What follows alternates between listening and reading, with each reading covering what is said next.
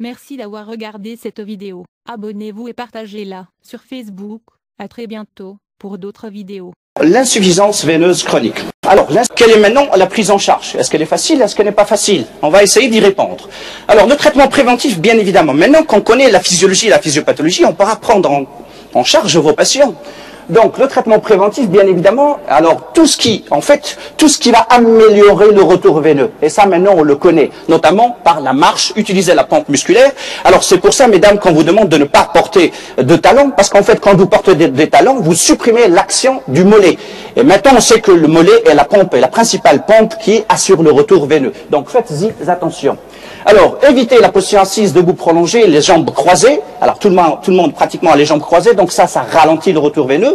Favorisez le drainage veineux par la surélévation des membres. Alors, quand vous êtes assis, donc, ayez la tendance à surélever les jambes. Ça, c'est bien. Concilier l'environnement thermique. En fait, évitez de mettre le radiateur lorsque vous êtes dans la voiture, ou évitez de se mettre devant le radiateur chez vous, parce qu'en fait, ça dilate, et lorsqu'on a une insuffisance veineuse, ça aggrave tout cela. Alors, les vénotropes maintenant, les vénotropes, il faut savoir qu'ils améliorent la qualité de vie, notamment la diosmine, surtout dans sa forme micronisée.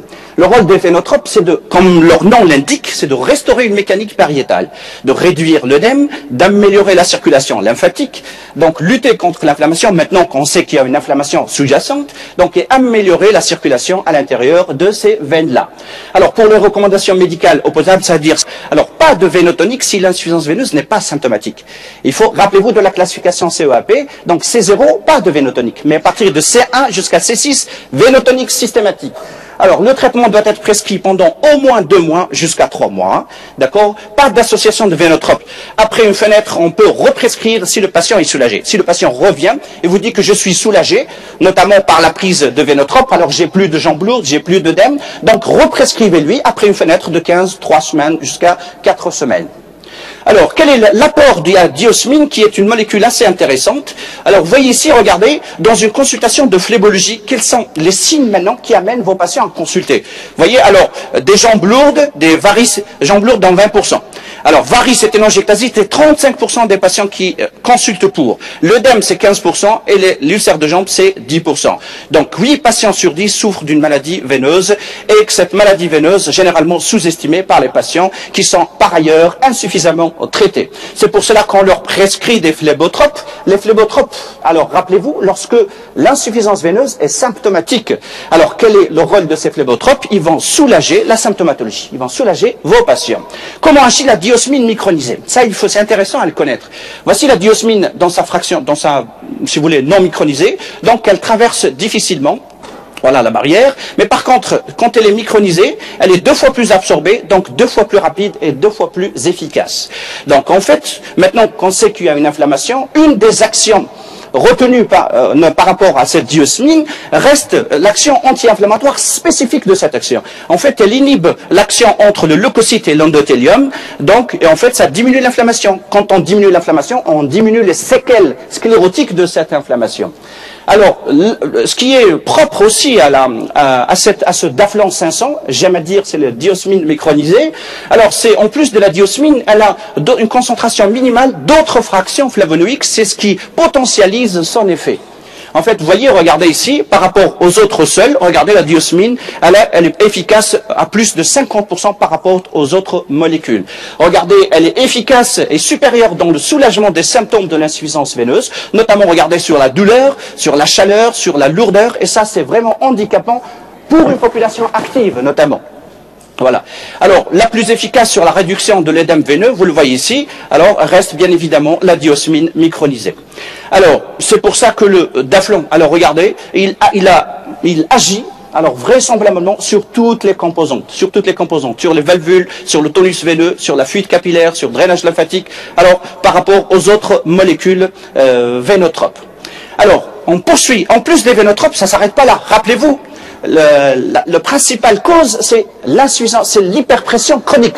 Donc comment on va faire pour diminuer cette hyperpression veineuse chronique? En fait, on va prescrire une compression élastique, ce qu'on appelle communément les bas. Alors on appelle ça la compression élastique, voilà, soit par des bandages élastiques, et ça, Il faut savoir que c'est des techniques particulières, il faut savoir les mettre. Si on ne sait pas, donc autant opter pour des chaussettes, des mi-bas ou des collants. Moi, je prescris exclusivement alors des chaussettes pour améliorer l'observance, parce que ça emmerde les patients, ça descend, ça entraîne des réactions allergiques et le patient a tendance à s'emmerder, donc il retire sa compression alors que c'est un volet très important en plus des vénotropes. Voilà. La sclérothérapie, c'est l'injection au niveau d'un vaisseau qui est dilaté, d'une varice en l'occurrence, d'une substance qui va entraîner une sclérose de cette veine. Donc encore faut-il respecter les indications, notamment le diamètre et en post-chirurgie. Alors, le gold standard en matière de traitement chirurgical reste le stripping et veinage. Voilà, vous le voyez ici. Le stripping, donc là on fait une crossectomie. Là on fait une crossectomie. Là, on fait un stripping, le stripper est indemné, et on va arracher, on va retirer toute la veine qui est malade. Voilà. Voilà. La crossectomie de la grande veine sapine, voilà, on l'aborde. Ça, on l'a enlevé par un stripper.